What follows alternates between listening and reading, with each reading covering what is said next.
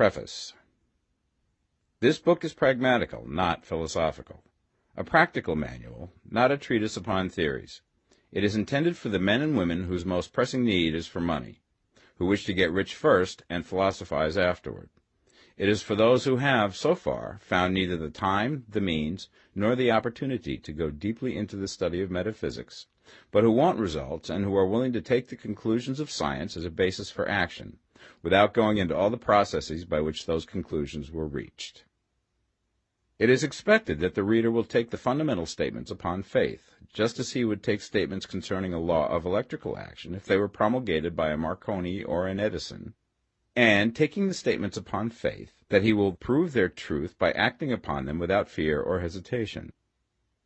Every man or woman who does this will certainly get rich, for the science herein applied is an exact science, and failure is impossible.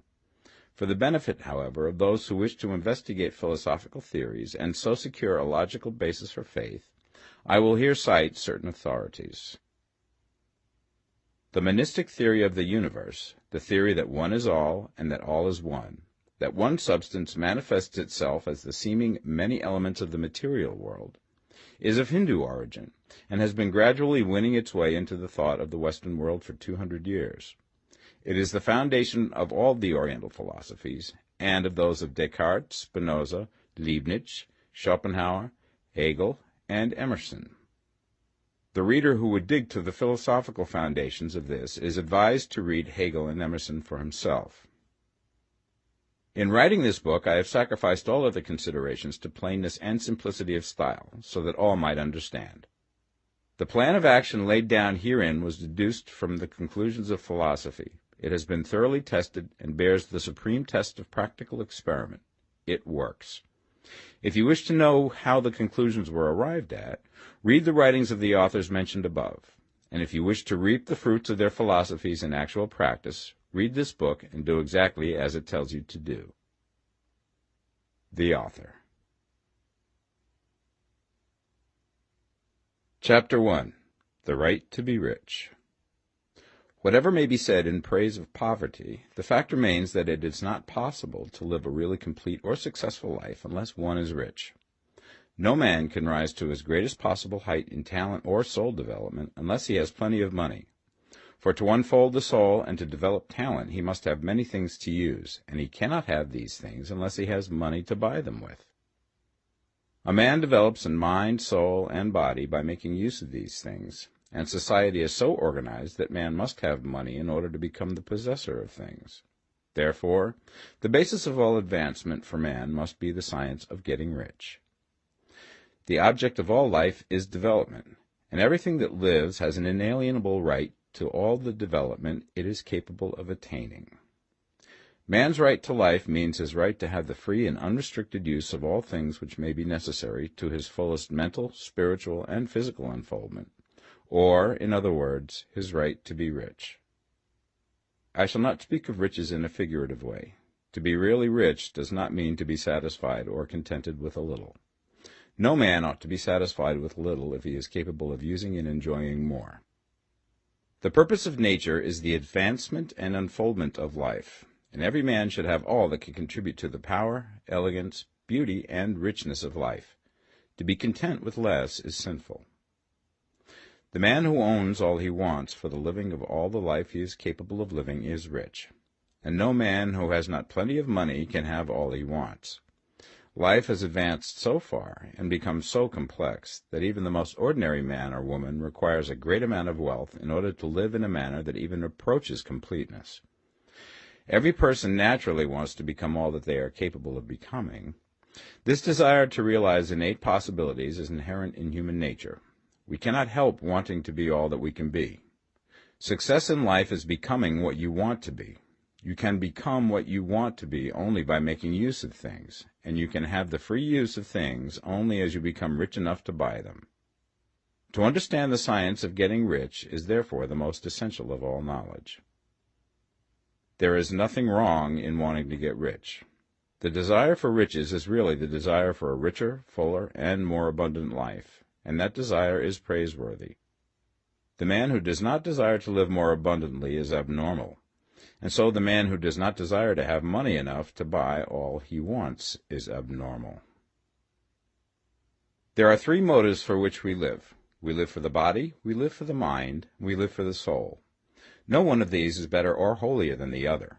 All are alike desirable, and no one of the three, body, mind, or soul, can live fully if either of the others is cut short of full life and expression. It is not right or noble to live only for the soul and deny mind or body, and it is wrong to live for the intellect and deny body or soul. We are all acquainted with the loathsome consequences of living for the body and denying both mind and soul, and we see that real life means the complete expression of all that man can give forth through body, mind, and soul. Whatever he can say, no man can be really happy or satisfied unless his body is living fully in every function, and unless the same is true of his mind and his soul. Wherever there is unexpressed possibility, or function not performed, there is unsatisfied desire. Desire is possibility seeking expression, or function seeking performance. Man cannot live fully in body without good food, comfortable clothing, and warm shelter, and without freedom from excessive toil. Rest and recreation are also necessary to his physical life. He cannot live fully in mind without books and time to study them, without opportunity for travel and observation, or without intellectual companionship. To live fully in mind, he must have intellectual recreations, and must surround himself with all the objects of art and beauty he is capable of using and appreciating.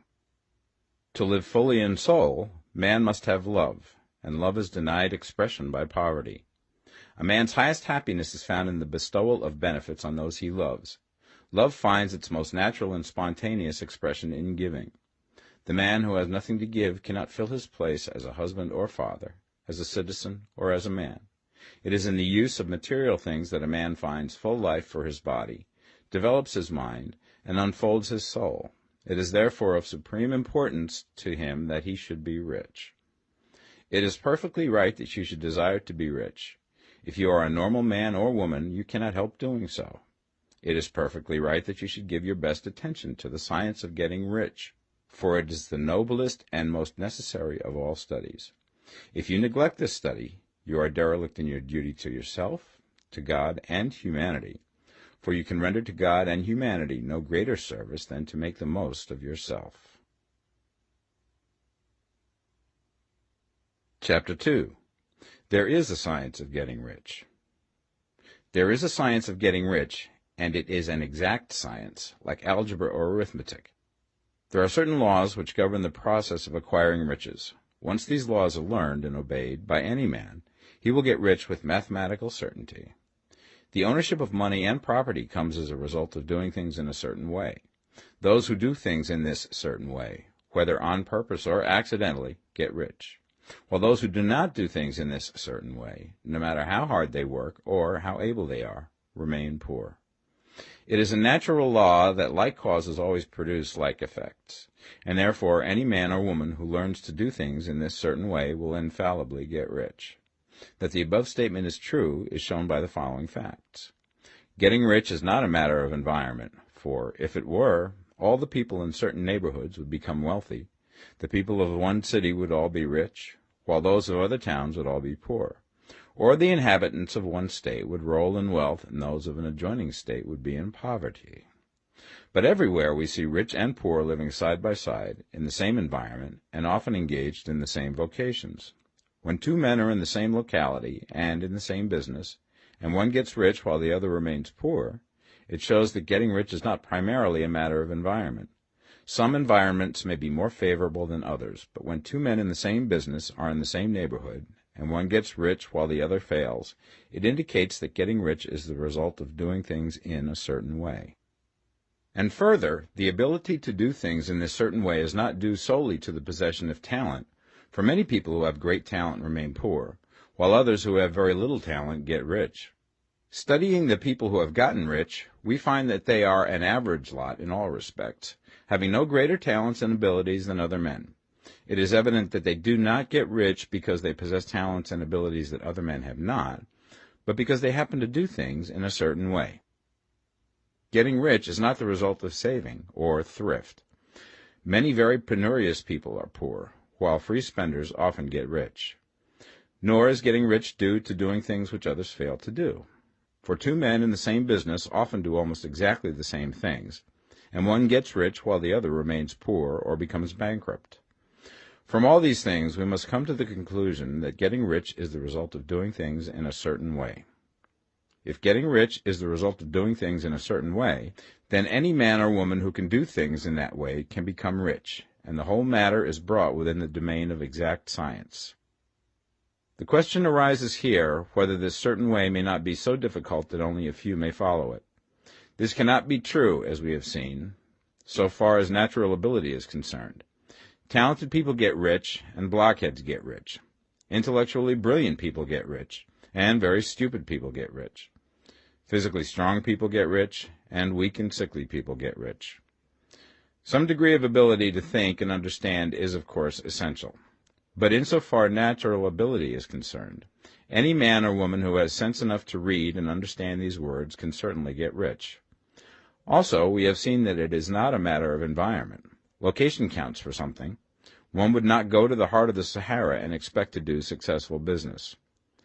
Getting rich involves the necessity of dealing with men and of being where there are people to deal with. And if these people are inclined to deal in the way that you want to deal, so much the better. But that is about as far as environment goes. If anybody else in your town can get rich, so can you. And if anybody else in your state can get rich, so can you. Again, it is not a matter of choosing some particular business or profession. People get rich in every business and in every profession, while their next-door neighbors in the same vocation remain in poverty. It is true that you will do best in a business which you like and which is congenial to you.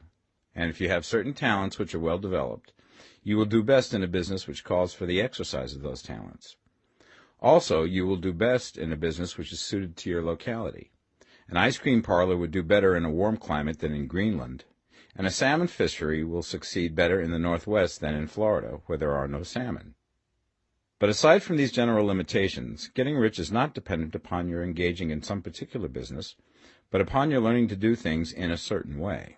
If you are now in business and anybody else in your locality is getting rich in the same business, while you are not getting rich, it is because you are not doing things in the same way that the other person is doing them. No one is prevented from getting rich by lack of capital. True, as you get capital, the increase becomes more easy and rapid, but one who has capital is already rich and does not need to consider how to become so.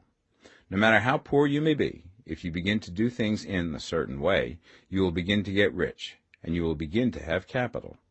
The getting of capital is a part of the process of getting rich, and it is a part of the result which invariably follows the doing of things in the certain way. You may be the poorest man on the continent and be deeply in debt. You may have neither friends, influence, nor resources, but if you begin to do things in this way, you must infallibly begin to get rich, for the like causes must produce like effects. If you have no capital, you can get capital. If you're in the wrong business, you can get into the right business. If you're in the wrong location, you can go to the right location, and you can do so by beginning in your present business and in your present location, to do things in the certain way which causes success. Chapter 3. Is opportunity monopolized? No man is kept poor because opportunity has been taken away from him, because other people have monopolized the wealth and have put a fence around it. You may be shut off from engaging in business in certain lines, but there are other channels open to you. Probably it would be hard for you to get control of any of the great railroad systems. That field is pretty well monopolized, but the electric railway business is still in its infancy, and offers plenty of scope for enterprise, and it will be but a very few years until traffic and transportation through the air will become a great industry, and in all its branches will give employment to hundreds of thousands and perhaps to millions of people. Why not turn your attention to the development of aerial transportation, instead of competing with J.J. Hill and others for a chance in the steam railway world? It is quite true that if you are a working man in the employ of the Steel Trust, you have very little chance of becoming the owner of the plant in which you work. But it is also true that if you will commence to act in a certain way, you can soon leave the employ of the Steel Trust. You can buy a farm from 10 to 40 acres and engage in business as a producer of foodstuffs. There is great opportunity at this time for men who will live upon small tracts of land and cultivate the same intensively. Such men will certainly get rich. You may say that it is impossible for you to get the land, but I'm going to prove to you that it is not impossible, and that you can certainly get a farm if you will go to work in a certain way. At different periods, the tide of opportunity sets in different directions, according to the needs of the whole, and the particular stage of social evolution which has been reached. At present, in America, it is setting towards agricultural and the allied industries and professions. Today, opportunity is open before the factory worker in his line. It is open before the businessman who supplies the farmer more than before the one who supplies the factory worker, and before the professional man who waits upon the farmer more than before the one who serves the working class. There is an abundance of opportunity for the man who will go with the tide instead of trying to swim against it. So the factory workers, either as individuals or as a class, are not deprived of opportunity. The workers are not being kept down by their masters. They are not being ground by the trusts and combinations of capital. As a class, they are where they are because they do not do things in a certain way. If the workers of America chose to do so, they could follow the example of their brothers in Belgium and other countries and establish great department stores and cooperative industries. They could elect men of their own class to office and pass laws favoring the development of such cooperative industries, and in a few years they could take peaceable possession of the industrial field. The working class may become the master class whenever they will begin to do things in a certain way. The law of wealth is the same for them as it is for all others.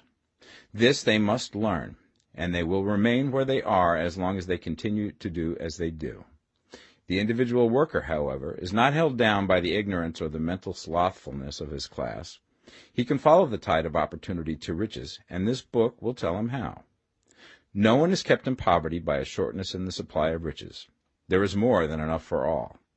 A palace as large as the Capitol in Washington might be built for every family on earth from the building material in the United States alone, and under intensive cultivation, this country would produce wool, cotton, linen, and silk enough to clothe each person in the world finer than Solomon was arrayed in all his glory, together with food enough to feed them all luxuriously. The visible supply is practically inexhaustible, and the invisible supply really is inexhaustible. Everything you see on earth is made from one original substance, out of which all things proceed. New forms are constantly being made, and older ones are dissolving, but all are shapes assumed by one thing. There is no limit to the supply of formless stuff or original substance. The universe is made out of it, but it was not all used in making the universe. The spaces in, through, and between the forms of the visible universe are permeated and filled with the original substance, with the formless stuff, with the raw material of all things. 10,000 times as much has been made might still be made, and even then we should not have exhausted the supply of universal raw material. No man, therefore, is poor because nature is poor, or because there is not enough to go around. Nature is an inexhaustible storehouse of riches. The supply will never run short. Original substance is alive with creative energy and is constantly producing more forms. When the supply of building material is exhausted, more will be produced. When the soil is exhausted so that foodstuffs and materials for clothing will no longer grow upon it, it will be renewed or more soil will be made. When all the gold and silver has been dug from the earth, if man is still in such a stage of social development that he needs gold and silver, more will be produced from the formless. The formless stuff responds to the needs of man. It will not let him be without any good thing. This is true of man collectively.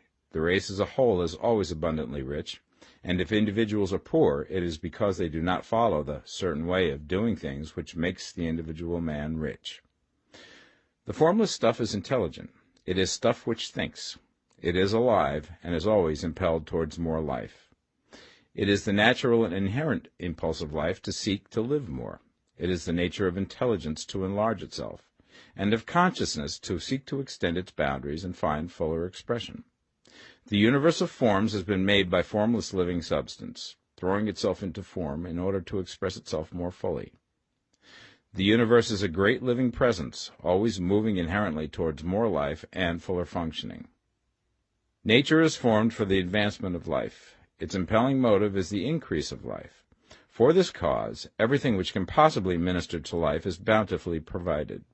There can be no lack unless God is to contradict himself and nullify his own works. You are not kept poor by lack in the supply of riches. It is a fact which I shall demonstrate a little further on, that even the resources of the formless supply are at the command of the man or woman who will act and think in a certain way. Chapter 4. The first principle in the science of getting rich. Thought is the only power which can produce tangible riches from the formless substance. The stuff from which all things are made is a substance which thinks, and a thought of form in this substance produces the form. Original substance moves according to its thoughts. Every form and process you see in nature is the visible expression of a thought in original substance. As the formless stuff thinks of a form, it takes that form. As it thinks of a motion, it makes that motion. That is the way all things were created. We live in a thought world, which is part of a thought universe. The thought of a moving universe extended through formless substance, and the thinking stuff moving according to that thought, took the form of systems of planets and maintains that form. Thinking substance takes the form of its thought and moves according to that thought. Holding the idea of a circling system of suns and worlds, it takes the form of these bodies and moves them as it thinks. Thinking the form of a slow-growing oak tree, it moves accordingly and produces the tree, though centuries may be required to do the work. In creating, the formless seems to move according to the lines of motion it has established. The thought of an oak tree does not cause the instant formation of a full-grown tree, but it does start in motion the forces which will produce the tree, along established lines of growth. Every thought of form held in thinking substance causes the creation of the form, but always, or at least generally, along lines of growth and action already established. The thought of a house of a certain construction, if it were impressed upon formless substance, might not cause the instant formation of the house, but it would cause the turning of creative energies already working in trade and commerce into such channels as to result in the speedy building of the house. And if there were no existing channels through which the creative energy could work, then the house would be formed directly from primal substance, without waiting for the slow processes of the organic and inorganic world. No thought of form can be impressed upon original substance without causing the creation of the form. Man is a thinking center and can originate thought. All the forms that man fashions with his hands must first exist in his thought. He cannot shape a thing until he has thought that thing. And so far, man has confined his efforts wholly to the work of his hands. He has applied manual labor to the world of forms, seeking to change or modify those already existing. He has never thought of trying to cause the creation of new forms by impressing his thoughts upon formless substance. When man has a thought form, he takes material from the forms of nature and makes an image of the form which is in his mind. He has so far made little or no effort to cooperate with formless intelligence, to work with the Father. He has not dreamed that he can do what he seeth the Father doing. Man reshapes and modifies existing forms by manual labor. He has given no attention to the question whether he may not produce things from formless substance by communicating his thoughts to it. We propose to prove that he may do so, to prove that any man or woman may do so, and to show how. As our first step, we must lay down the three fundamental propositions. First, we assert that there is one original formless stuff, or substance, from which all things are made. All the seemingly many elements are but different presentations of one element. All the many forms found in organic and inorganic nature are but different shapes made from the same stuff. And this stuff is thinking stuff. A thought held in it produces the form of the thought. Thought, in thinking substance, produces shapes. Man is a thinking center, capable of original thought. If a man can communicate his thought to original thinking substance, he can cause the creation or formation of the thing he thinks about. To summarize this, there is a thinking stuff from which all things are made, and which, in its original state, permeates, penetrates, and fills the interspaces of the universe. A thought in this substance produces the thing that is imaged by the thought. Man can form things in his thought, and, by impressing his thought upon formless substance, can cause the thing he thinks about to be created. It may be asked if I can prove these statements, and without going into details, I answer that I can do so, both by logic and experience. Reasoning back from the phenomena of form and thought, I come to one original thinking substance. And reasoning forward from that thinking substance, I come to man's power to cause the formation of the thing he thinks about. And by experiment, I find the reasoning true. And this is my strongest proof. If one man who reads this book gets rich by doing what it tells him to do, that is evidence in support of my claim. But if every man who does what it tells him to do gets rich, that is proof positive until someone goes through the process and fails. The theory is true until the process fails, and this process will not fail. For every man who does exactly what this book tells him to do will get rich. I have said that men get rich by doing things in a certain way, and in order to do so, men must become able to think in a certain way. A man's way of doing things is the direct result of the way he thinks about things. To do things in a way that you want to do them, you will have to acquire the ability to think the way you want to think. This is the first step towards getting rich.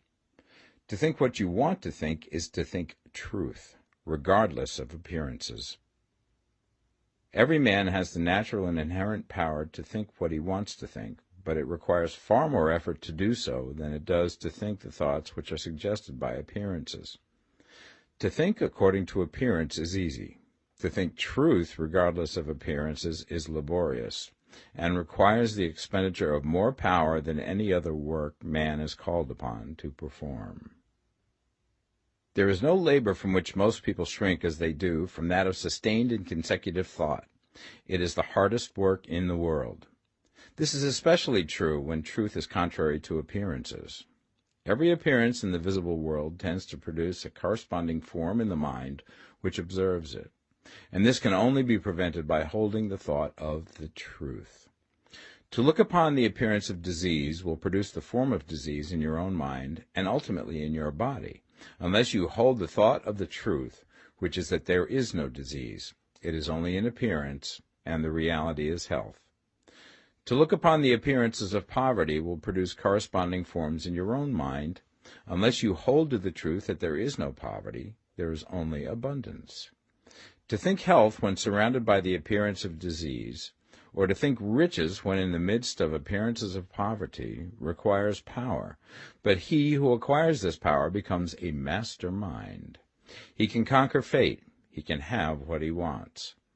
This power can only be acquired by getting hold of the basic fact which is behind all appearances, and that fact is that there is one thinking substance, from which and by which all things are made. Then we must grasp the truth that every thought held in this substance becomes a form, and that man can so impress his thoughts upon it as to cause them to take form and become visible things. When we realize this, we lose all doubt and fear, for we know that we can create what we want to create, and we can get what we want to have, and can become what we want to be. As a first step towards getting rich, you must believe the three fundamental statements given previously in this chapter, and in order to emphasize them, I repeat them here. There is a thinking stuff from which all things are made, and which, in its original state, permeates, penetrates, and fills the interspaces of the universe. A thought in this substance produces the thing that is imaged by the thought. Man can form things in his thought, and, by impressing his thought upon formless substance, can cause the thing he thinks about to be created. You must lay aside all other concepts of the universe than this monistic one, and you must dwell upon this until it is fixed in your mind and has become your habitual thought. Read these creed statements over and over again. Fix every word upon your memory, and meditate upon them until you firmly believe what they say. If a doubt comes to you, cast it aside as a sin. Do not listen to arguments against this idea. Do not go to churches or lectures where a contrary concept of things is taught or preached. Do not read magazines or books which teach a different idea. If you get mixed up in your faith, all your efforts will be in vain. Do not ask why these things are true, nor speculate as to how they can be true. Simply take them on trust. The science of getting rich begins with the absolute acceptance of this faith. Chapter 5. Increasing Life. You must get rid of the last vestige of the old idea that there is a deity whose will it is that you should be poor, or whose purposes may be served by keeping you in poverty. The intelligent substance which is all, and in all, which lives in all and lives in you, is a consciously living substance.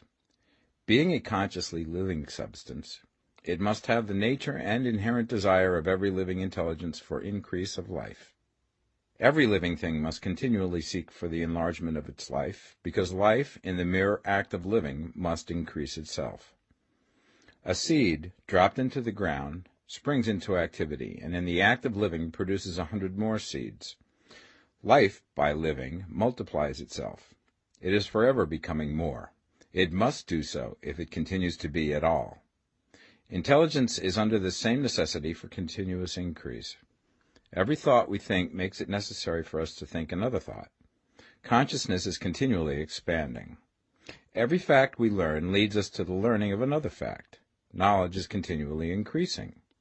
Every talent we cultivate brings to the mind the desire to cultivate another talent.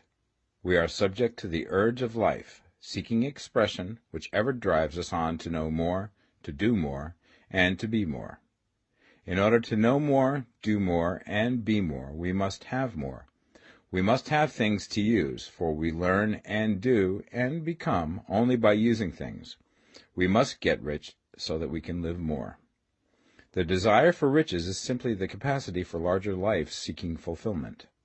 Every desire is the effort of an unexpressed possibility to come into action. It is power seeking to manifest which causes desire. That which makes you want more money is the same as that which makes the plant grow. It is life, seeking fuller expression. The one living substance must be subject to this inherent law of all life. It is permeated with the desire to live more. That is why it is under the necessity of creating things. The one substance desires to live more in you. Hence, it wants you to have all the things you can use. It is the desire of God that you should get rich. He wants you to get rich because he can express himself better through you if you have plenty of things to use in giving him expression. He can live more in you if you have unlimited command of the means of life. The universe desires you to have everything you want to have. Nature is friendly to your plans. Everything is naturally for you. Make up your mind that this is true. It is essential, however, that your purpose should harmonize with the purpose that is in all. You must want real life, not mere pleasure of sensual gratification. Life is the performance of function, and the individual really lives only when he performs every function, physical, mental, and spiritual, of which he is capable, without excess in any. You do not want to get rich in order to live swinishly, for the gratification of animal desires, that is not life. But the performance of every physical function is a part of life, and no one lives completely who denies the impulses of the body a normal and healthful expression. You do not want to get rich solely to enjoy mental pleasures, to get knowledge, to gratify ambition, to outshine others, to be famous.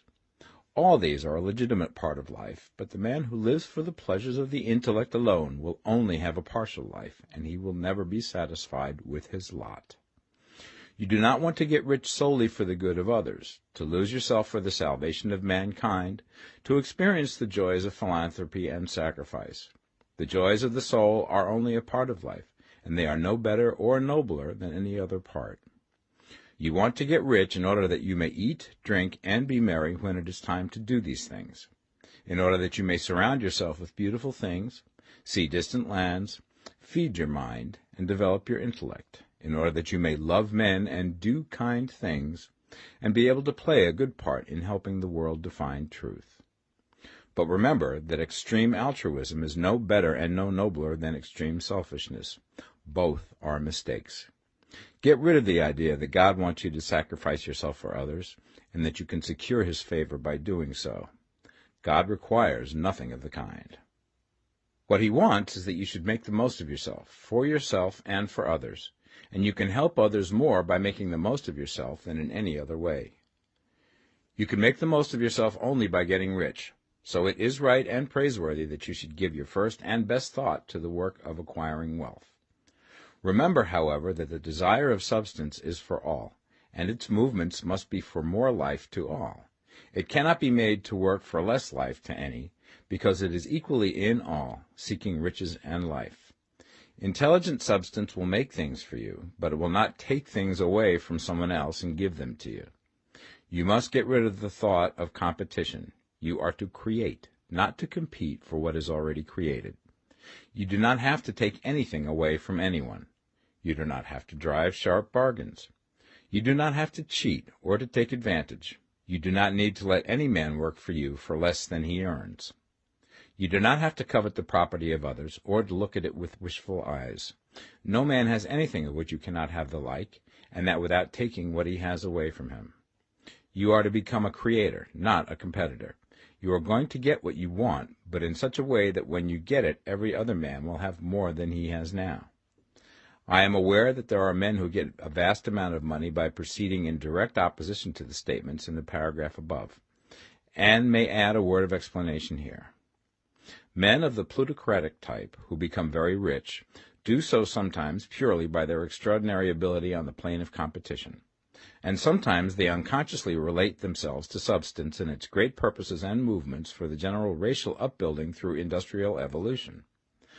Rockefeller, Carnegie, Morgan, et al. Have been the unconscious agents of the supreme in the necessary work of systematizing and organizing productive industry, and, in the end, their work will contribute immensely towards increased life for all. Their day is nearly over.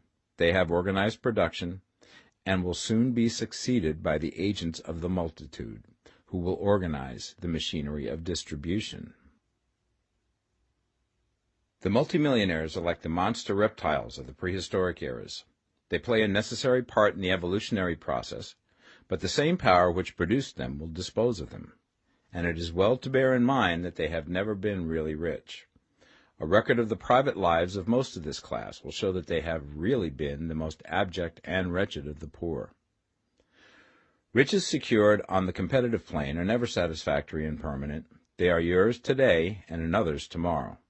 Remember, if you are to become rich in a scientific and certain way, you must rise entirely out of the competitive thought. You must never think for a moment that the supply is limited. Just as soon as you begin to think that all the money is being cornered and controlled by bankers and others, and that you must exert yourself to get laws passed to stop this process, and so on, in that moment you drop into the competitive mind, and your power to cause creation is gone for the time being. And what is worse, you will probably arrest the creative movements you have already instituted. Know that there are countless millions of dollars worth of gold in the mountains of the earth, not yet brought to light, and know that if there were not, more would be created from thinking substance to supply your needs. Know that the money you need will come, even if it is necessary for 1,000 men to be led to the discovery of new gold mines tomorrow. Never look at the visible supply. Look always at the limitless riches in formless substance, and know that they are coming to you as fast as you can receive and use them. Nobody, by cornering the visible supply, can prevent you from getting what is yours. So never allow yourself to think for an instant that all the best building spots will be taken before you get ready to build your house, unless you hurry. Never worry about the trusts and combines, and get anxious for fear that they will soon come to own the whole earth. Never get afraid that you will lose what you want because some other person beat you to it. That cannot possibly happen. You are not seeking anything that is possessed by anybody else. You are causing what you want to be created from formless substance, and the supply is without limits. Stick to the formulated statement. There is a thinking stuff from which all things are made, and which, in its original state, permeates, penetrates, and fills the interspaces of the universe. A thought in this substance produces the thing that is imaged by the thought. Man can form things in his thought, and by impressing his thought upon formless substance, can cause the thing he thinks about to be created. Chapter 6. How Riches Come to You. When I say that you do not have to drive sharp bargains, I do not mean that you do not have to drive any bargains at all, or that you are above the necessity for having any dealings with your fellow men. I mean that you will not need to deal with them unfairly. You do not have to get something for nothing, but can give to every man more than you take from him. You cannot give every man more in cash market value than you take from him, but you can give him more in use value than the cash value of the thing you take from him. The paper, ink, and other material in this book may not be worth the money you pay for it, but if the ideas suggested by it bring you thousands of dollars, you have not been wronged by those who sold it to you. They have given you a great use value for a small cash value. Let us suppose that I own a picture by one of the great artists, which in any civilized community is worth thousands of dollars. I take it to Baffin Ray, and by salesmanship induce an Eskimo to give a bundle of furs worth $500 for it.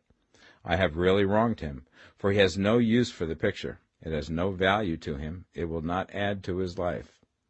But suppose I give him a gun worth $50 for his furs. Then he has made a good bargain. He has use for the gun. It will get him many more furs and much food. It will add to his life in every way. It will make him rich.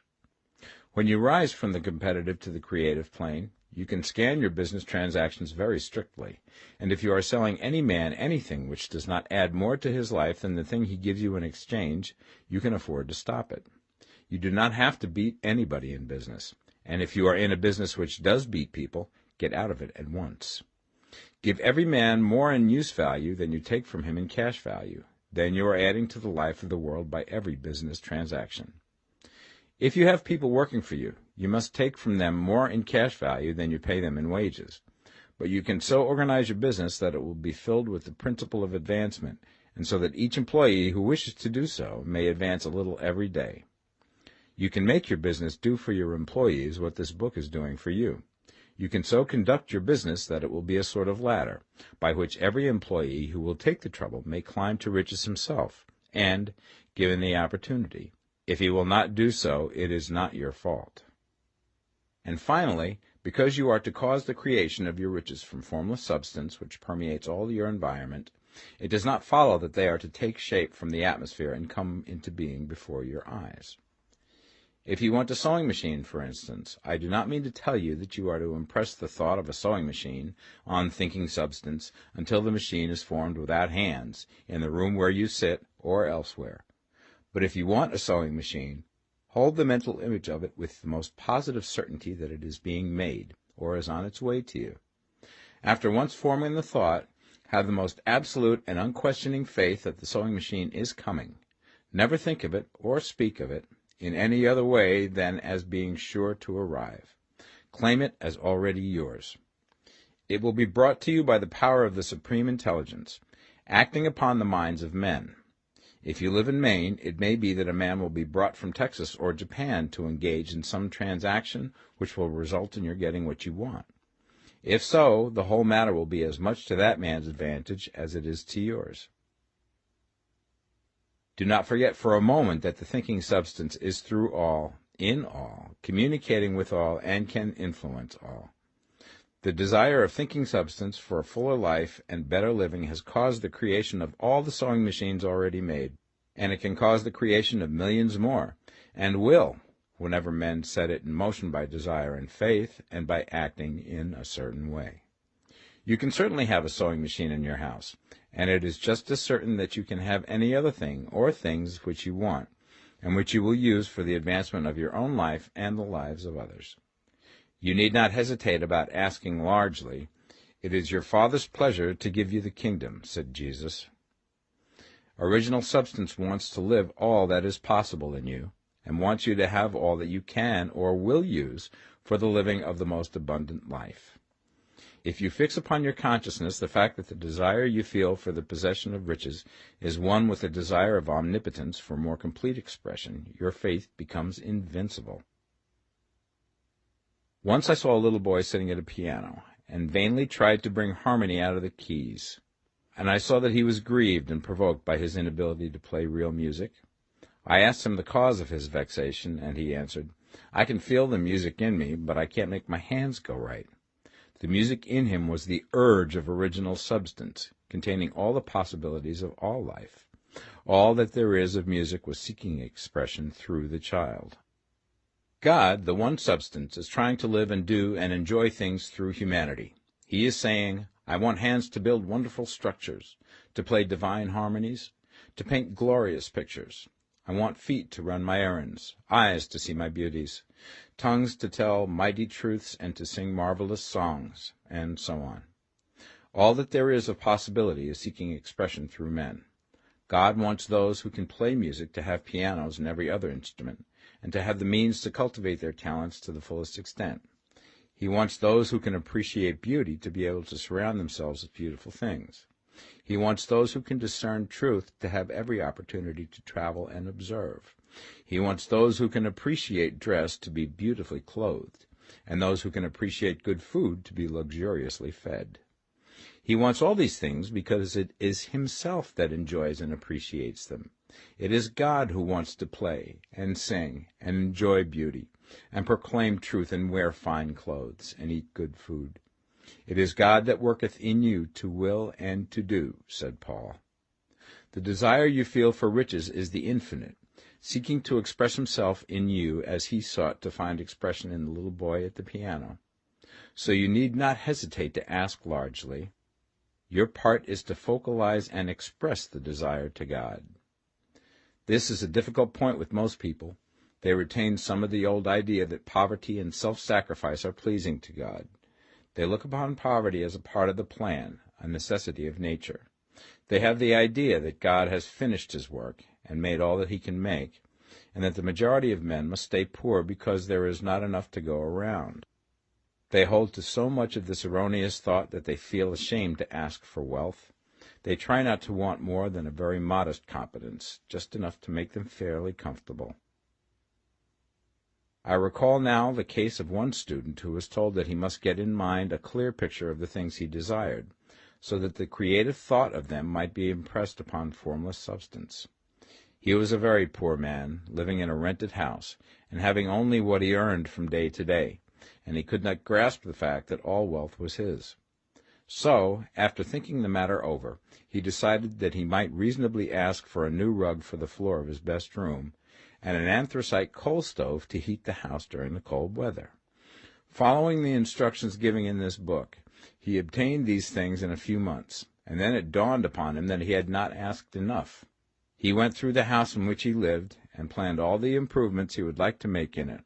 He mentally added a bay window here and a room there, until it was complete in his mind as an ideal home, and then he planned its furnishings.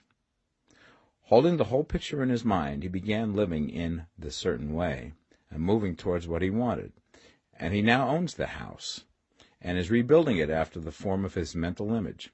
And now, with still larger faith, he is going to get greater things. It has been unto him according to his faith, and it is so with you and with all of us. Chapter 7. Gratitude.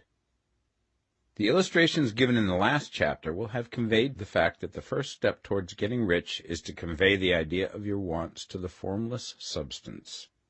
This is true, and you will see that in order to do so, it becomes necessary to relate yourself to the formless intelligence in a harmonious way. To secure this harmonious relation is a matter of such primary and vital importance that I shall give some space to its discussion here, and give you instructions which, if you will follow them, will be certain to bring you into perfect unity of mind with God.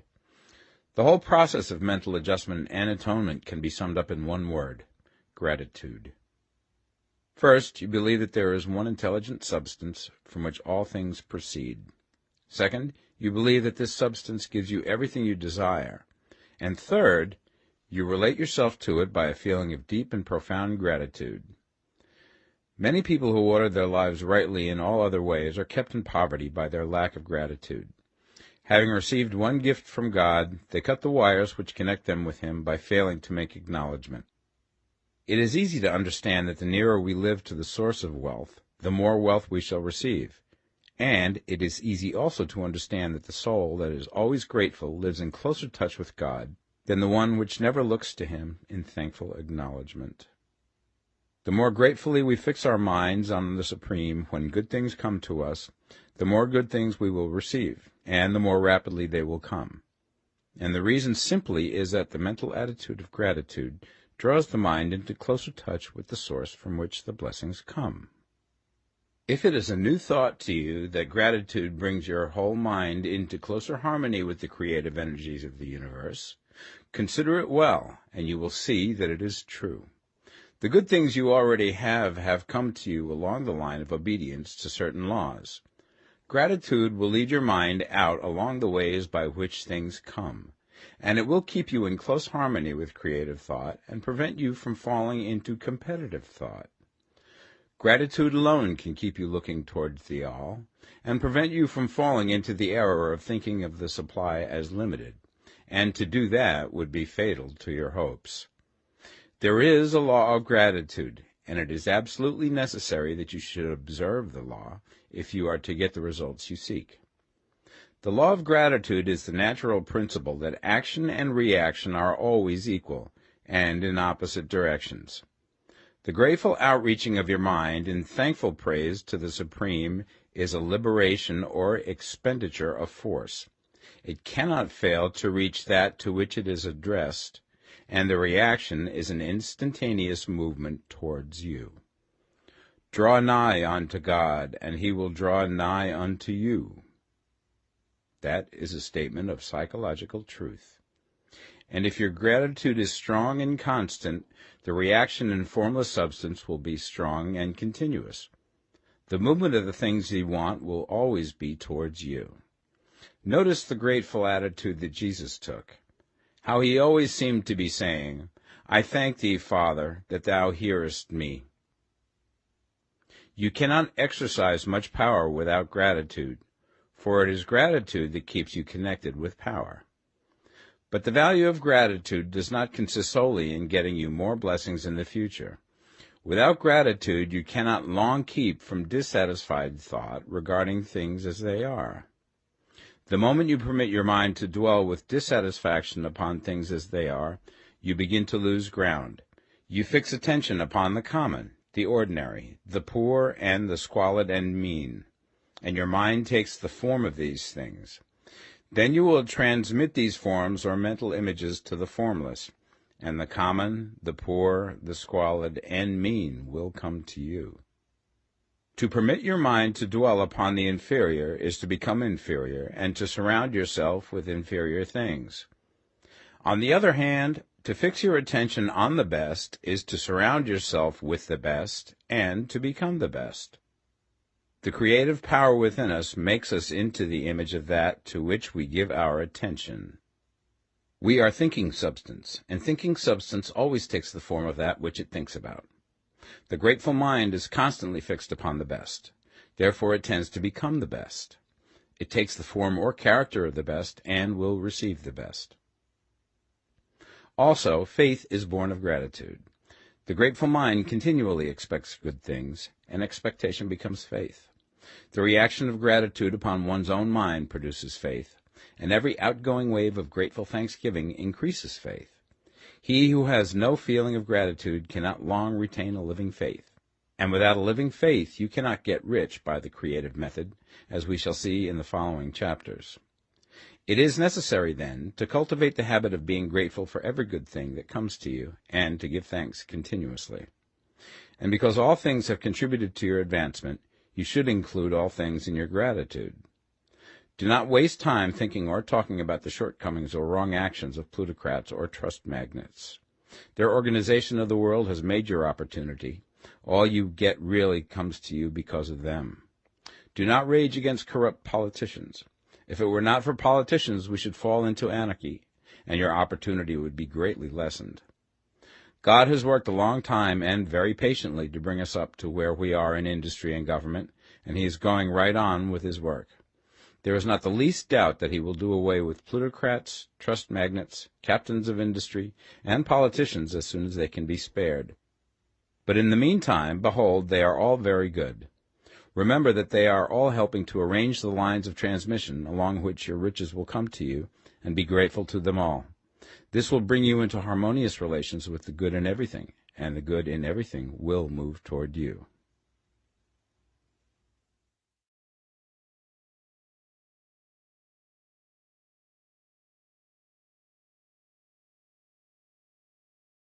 The Science of Getting Rich, Part 2. Chapter 8. Thinking in the Certain Way. You must form a clear and definite mental picture of what you want. You cannot transmit an idea unless you have it yourself. You must have it before you can give it, and many people fail to impress thinking substance because they have themselves only a vague and misty concept of the things they want to do, to have, or to become. It is not enough that you should have a general desire for wealth to do good with. Everybody has that desire. It is not enough that you should have a wish to travel, see things, live more, etc. Everybody has those desires also. If you were going to send a wireless message to a friend, you would not send the letters of the alphabet in their order and let him construct the message for himself, nor would you take words at random from the dictionary. You would send a coherent sentence, one which meant something. When you try to impress your wants upon substance, remember that it must be done by a coherent statement. You must know what you want and be definite. You can never get rich or start the creative power into action by sending out unformed longings and vague desires. Go over your desires just as the man I have described went over his house. See just what you want and get a clear mental picture of it as you wish it to look when you get it. That clear mental picture you must have continually in mind, as the sailor has in mind the port towards which he is sailing the ship. You must keep your face towards it all the time. You must no more lose sight of it than the steersman loses sight of the compass. It is not necessary to take exercises in concentration, nor to set apart special times for prayer and affirmation, nor to go into the silence, nor to do occult stunts of any kind. There things are well enough, but all you need is to know what you want, and to want it badly enough so that it will stay in your thoughts. Spend as much of your leisure time as you can in contemplating your picture, but no one needs to take exercises to concentrate his mind on a thing which he really wants. It is the things you do not really care about which require effort to fix your attention upon them. And unless you really want to get rich, so that the desire is strong enough to hold your thoughts directly to the purpose, as the magnetic pole holds the needle of the compass, it will hardly be worthwhile for you to try to carry out the instructions given in this book. The methods herein set forth are for people whose desire for riches is strong enough to overcome mental laziness and the love of ease, and make them work. The more clear and definite you make your pictures then, and the more you dwell upon it, bringing out all of its delightful details, the stronger your desire will be, and the stronger your desire, the easier it will be to hold your mind fixed upon the picture of what you want. Something more is necessary, however, than merely to see the picture clearly. If that is all you do, you are only a dreamer, and will have little or no power for accomplishment. Behind your clear vision must be the purpose to realize it, to bring it out in tangible expression. And behind this purpose must be an invincible and unwavering faith that the thing is already yours, that it is at hand, and you have only to take possession of it. Live in the new house mentally until it takes form around you physically. In the mental realm, enter at once into full enjoyment of the things you want. Whatsoever things ye ask for when ye pray, believe that ye receive them, and ye shall have them, said Jesus. See the things you want as if they were actually around you all the time. See yourself as owning and using them. Make use of them in imagination, just as you will use them when they are your tangible possessions. Dwell upon your mental picture until it is clear and distinct, and then take the mental attitude of ownership towards everything in that picture. Take possession of it in mind, in the full faith that it is actually yours. Hold to this mental ownership. Do not waver for an instant in the faith that it is real. And remember what was said in the preceding chapter about gratitude. Be as thankful for it all the time as you expect to be when it has taken form. The man who can sincerely thank God for the things which as yet he owns only in imagination has real faith. He will get rich. He will cause the creation of whatsoever he wants. You do not need to pray repeatedly for things you want. It is not necessary to tell God about it every day. Use not vain repetitions as the heathens do, said Jesus to his pupils. For your Father knoweth that ye have need of these things before ye ask him. Your part is to intelligently formulate your desires for the things which make for a larger life, and to get these desires arranged into a coherent whole, and then to impress this whole desire upon the formless substance, which has the power and the will to bring you what you want. You do not make this impression by repeating strings of words. You make it by holding the vision with unshakable purpose to attain it, and with steadfast faith that you do attain it. The answer to your prayer is not according to your faith while you are talking, but according to your faith while you are working. You cannot impress the mind of God by having a special Sabbath day set apart to tell him what you want, and then forgetting him during the rest of the week. You cannot impress him by having special hours to go into your closet and pray, if you then dismiss the matter from your mind until the hour of prayer comes again. Oral prayer is well enough, and has its effect, especially upon yourself, in clarifying your vision and strengthening your faith. But it is not your oral petitions which get you what you want. In order to get rich, you do not need a sweet hour of prayer. You need to pray without ceasing. And by prayer I mean holding steadily to your vision, with the purpose to cause its creation into solid form, and the faith that you are doing so. Believe that ye receive them. The whole matter turns on receiving, once you have clearly formed your vision. When you have formed it, it is well to make an oral statement, addressing the Supreme in reverent prayer, and from that moment you must, in mind, receive what you ask for.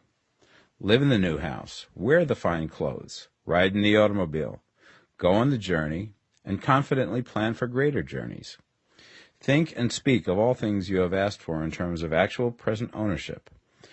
Imagine an environment and a financial condition exactly as you want them, and live all the time in that imaginary environment and financial condition.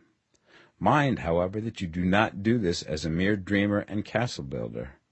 Hold to the faith that the imaginary is being realized, and to the purpose to realize it. Remember that it is faith and purpose in the use of imagination which makes the difference between the scientist and the dreamer. And having learned this fact, it is here that you must learn the proper use of the will. Chapter 9. How to Use the Will. To set about getting rich in a scientific way, you do not try to apply your willpower to anything outside of yourself. You have no right to do so anyway. It is wrong to apply your will to other men and women in order to get them to do what you wish done. It is as flagrantly wrong to coerce people by mental power as it is to coerce them by physical power. If compelling people by physical force to do things for you reduces them to slavery, compelling them by mental means accomplishes exactly the same thing. The only difference is in methods. If taking things from people by physical force is robbery, then taking things by mental force is robbery also. There is no difference in principle. You have no right to use your willpower upon another person, even for his own good, for you do not know what is for his good. The science of getting rich does not require you to apply power or force to any other person in any way whatsoever. There is not the slightest necessity for doing so. Indeed, any attempt to use your will upon others will only tend to defeat your purpose. You do not need to apply your will to things in order to compel them to come to you. That would simply be trying to coerce God, and would be foolish and useless, as well as irreverent. You do not have to compel God to give you good things, any more than you have to use your willpower to make the sun rise. You do not have to use your willpower to conquer an unfriendly deity, or to make stubborn and rebellious forces do your bidding. Substance is friendly to you, and is more anxious to give you what you want than you are to get it.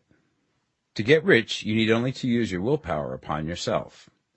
When you know what to think and do, then you must use your will to compel yourself to think and do the right things. That is the legitimate use of the will in getting what you want, to use it in holding yourself to the right course. Use your will to keep yourself thinking and acting in the certain way. Do not try to project your will or thoughts or your mind out into space to act on things or people. Keep your mind at home. It can accomplish more there than elsewhere. Use your mind to form a mental image of what you want and to hold that vision with faith and purpose, and use your will to keep your mind working in the right way. The more steady and continuous your faith and purpose, the more rapidly you will get rich, because you will make only positive impressions upon substance, and you will not neutralize or offset them by negative impressions. The picture of your desires, held with faith and purpose, is taken up by the formless, and permeates it to great distances throughout the universe, for all I know. As this impression spreads, all things are set moving towards its realizations. Every living thing, every inanimate thing, and the things yet uncreated are stirred towards bringing into being that which you want. All forces begin to be exerted in that direction. All things begin to move towards you. The minds of people everywhere are influenced towards doing the things necessary to the fulfilling of your desires, and they work for you unconsciously. But you can check all this by starting a negative impression in the formless substance. Doubt or unbelief is as certain to start a movement away from you as faith and purpose are to start one toward you. It is by not understanding this that most people who try to make use of mental science in getting rich make their failure. Every hour and moment you spend in giving heeds to doubts and fears. Every hour you spend in worry, every hour in which your soul is possessed by unbelief, sets a current away from you in the whole domain of intelligent substance. All the promises are unto them that believe, and unto them only. Notice how insistent Jesus was upon this point of belief, and now you know the reason why. Since belief is all important, it behooves you to guard your thoughts, and as your beliefs will be shaped to a very great extent by the things you observe and think about, it is important that you should command your attention. And here the will comes into use, for it is by your will that you determine upon what things your attention shall be fixed. If you want to become rich, you must not make a study of poverty. Things are not brought into being by thinking about their opposites. Health is never to be attained by studying disease and thinking about disease. Righteousness is not to be promoted by studying sin and thinking about sin. And no one ever got rich by studying poverty and thinking about poverty. Medicine as a science of disease has increased disease. Religion as a science of sin has promoted sin. And economics as a study of poverty will fill the world with wretchedness and want. Do not talk about poverty. Do not investigate it or concern yourself with it. Never mind what its causes are. You have nothing to do with them. What concerns you is the cure. Do not spend your time in charitable work or charity movements. All charity only tends to perpetuate the wretchedness it aims to eradicate. I do not say that you should be hard-hearted or unkind and refuse to hear the cry of need, but you must not try to eradicate poverty in any of the conventional ways. Put poverty behind you, and put all that pertains to it behind you, and make good. Get rich. That is the best way you can help the poor. And you cannot hold the mental image which is to make you rich if you fill your mind with pictures of poverty. Do not read books or papers which give circumstantial accounts of the wretchedness of the tenement dwellers, of the horrors of child labor, and so on. Do not read anything which fills your mind with gloomy images of want and suffering. You cannot help the poor in the least by knowing about these things, and the widespread knowledge of them does not tend at all to do away with poverty. What tends to do away with poverty is not getting the pictures of poverty into your mind, but getting pictures of wealth into the minds of the poor. You are not deserting the poor in their misery when you refuse to allow your mind to be filled with pictures of that misery. Poverty can be done away with, not by increasing the number of well-to-do people who think about poverty, but by increasing the number of poor people who purpose with faith to get rich. The poor do not need charity, they need inspiration. Charity only sends them a loaf of bread to keep them alive in their wretchedness, or give them an entertainment to make them forget for an hour or two. But inspiration will cause them to rise out of their misery. If you want to help the poor, demonstrate to them that they can become rich. Prove it by getting rich yourself. The only way in which poverty will ever be banished from this world is by getting a large and constantly increasing number of people to practice the teachings of this book. People must be taught to become rich by creation, not by competition. Every man who becomes rich by competition throws down behind him the ladder by which he rises and keeps others down. But every man who gets rich by creation opens a way for thousands to follow him and inspires them to do so. You are not showing hardness of heart or an unfeeling disposition when you refuse to pity poverty, see poverty, read about poverty, or think or talk about it, or to listen to those who do talk about it. Use your willpower to keep your mind off the subject of poverty and to keep it fixed with faith and purpose on the vision of what you want. Chapter 10. Further Use of the Will. You cannot retain a true and clear vision of wealth if you are constantly turning your attention to opposing pictures, whether they be external or imaginary. Do not tell of your past troubles of a financial nature, if you have had them. Do not think of them at all. Do not tell of the poverty of your parents, or the hardships of your early life. To do any of these things is to mentally class yourself with the poor for the time being, and it will certainly check the movement of things in your direction. Let the dead bury their dead, as Jesus said. Put poverty and all things that pertain to poverty completely behind you. You have accepted a certain theory of the universe as being correct, and are resting all your hopes of happiness on its being correct. And what can you gain by giving heed to conflicting theories? Do not read religious books which tell you that the world is soon coming to an end, and do not read the writing of muckrakers and pessimistic philosophers who tell you that it is going to the devil. The world is not going to the devil. It is going to God. It is wonderful becoming. True, there may be a good many things in existing conditions which are disagreeable, but what is the use of studying them when they are certainly passing away, and when the study of them only tends to check their passing and keep them with us? Why give time and attention to things which are being removed by evolutionary growth, when you can hasten their removal only by promoting the evolutionary growth as far as your part of it goes? No matter how horrible and seeming may be the conditions in certain countries, sections, or places, you waste your time and destroy your own chances by considering them. You should interest yourself in the world's becoming rich. Think of the riches in the world as coming to, instead of the poverty it is growing out of.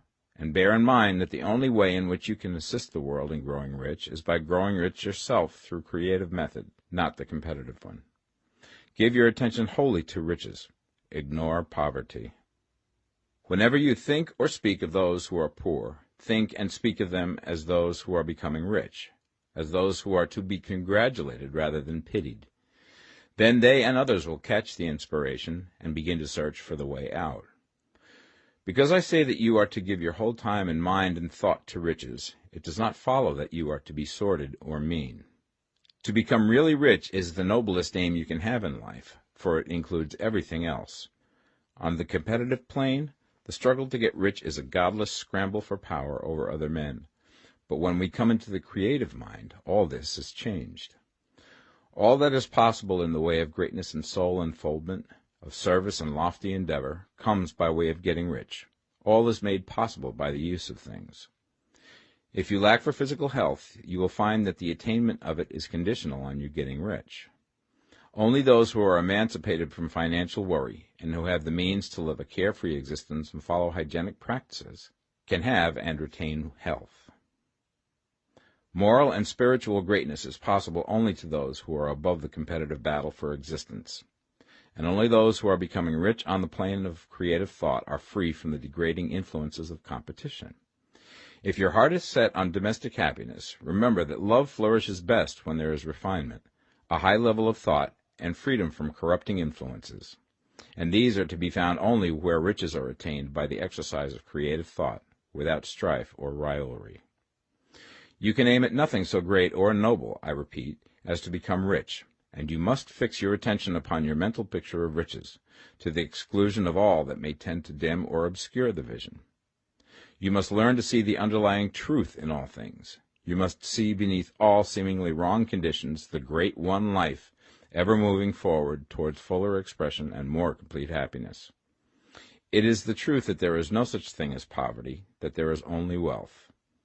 Some people remain in poverty because they are ignorant of the fact that there is wealth for them, and these can best be taught by showing them the way to affluence in your own person and practice. Others are poor because, while they feel that there is a way out, they are too intellectually indolent to put forth the mental effort necessary to find that way and by travel it. Others still are poor because, while they have some notion of science, they have become so swamped and lost in the maze of metaphysical and occult theories that they do not know which road to take. They try a mixture of many systems and fail in all. For these, again, the very best thing to do is to show the right way in your own person and practice. An ounce of doing things is worth a pound of theorizing. The very best thing you can do for the whole world is to make the most of yourself. You can serve God and man in no more effective way than by getting rich. That is, if you get rich by the creative method and not by the competitive one. Another thing, We assert that this book gives in detail the principles of the science of getting rich, and if that is true, you do not need to read any other book upon the subject. This may sound narrow and egotistical, but consider. There is no more scientific method of computation in mathematics than by addition, subtraction, multiplication, and division. No other method is possible. There can be but one shortest distance between 2 points. There is only one way to think scientifically, and that is to think in the way that leads by the most direct and simple route to the goal.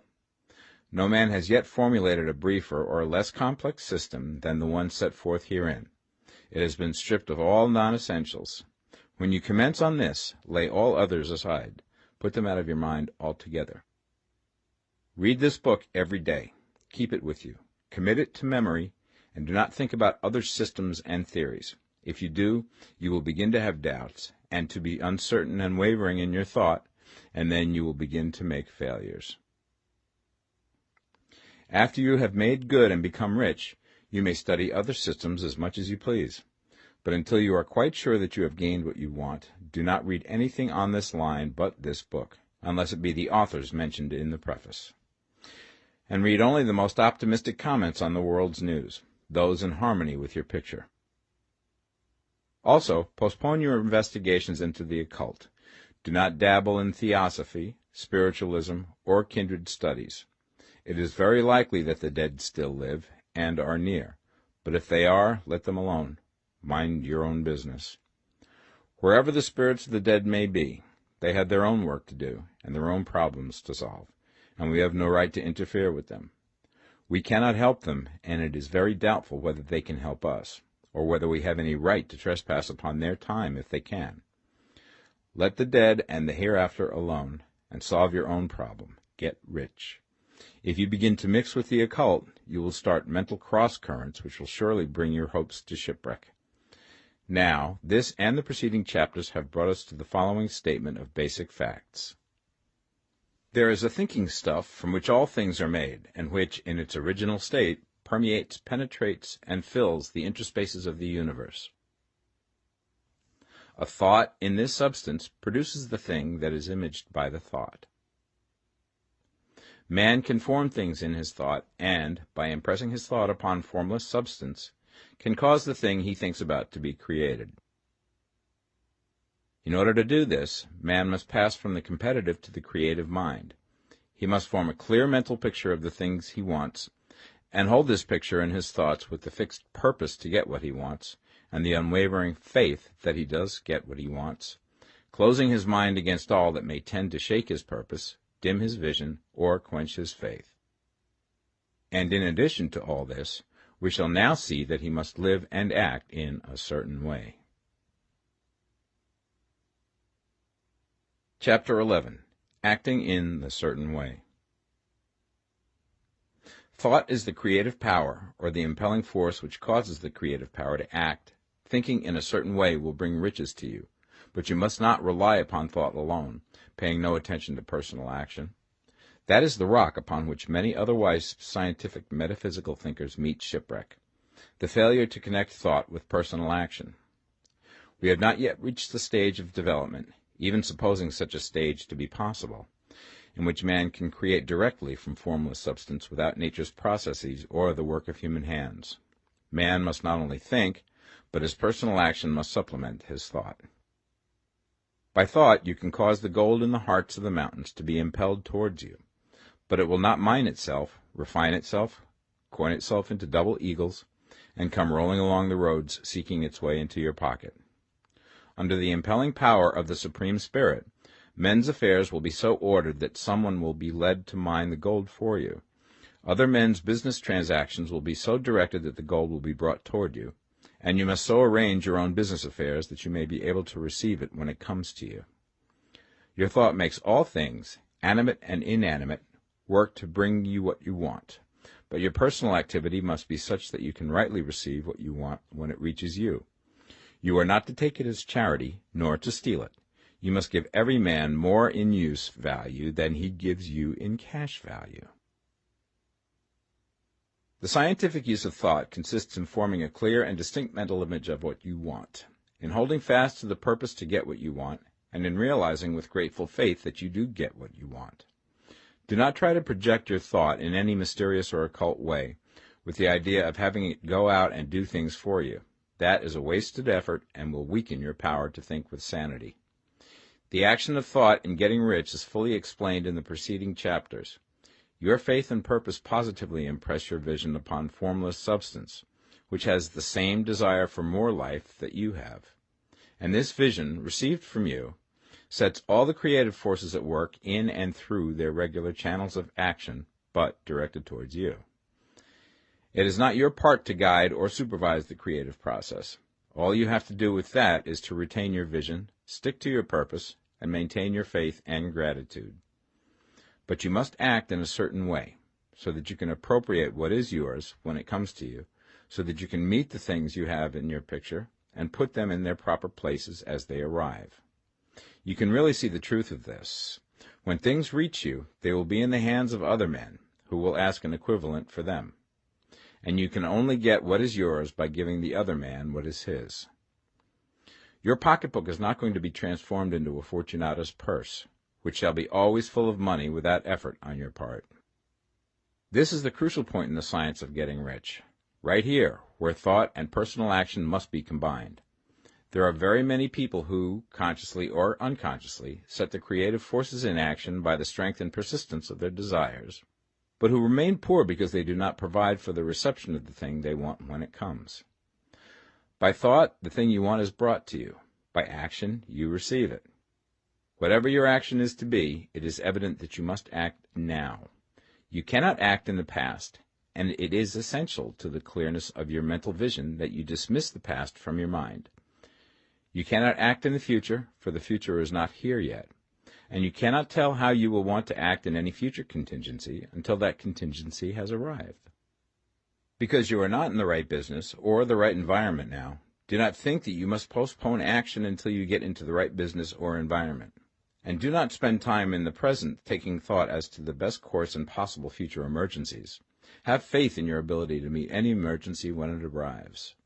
If you act in the present with your mind on the future, your present action will be with a divided mind and will not be effective.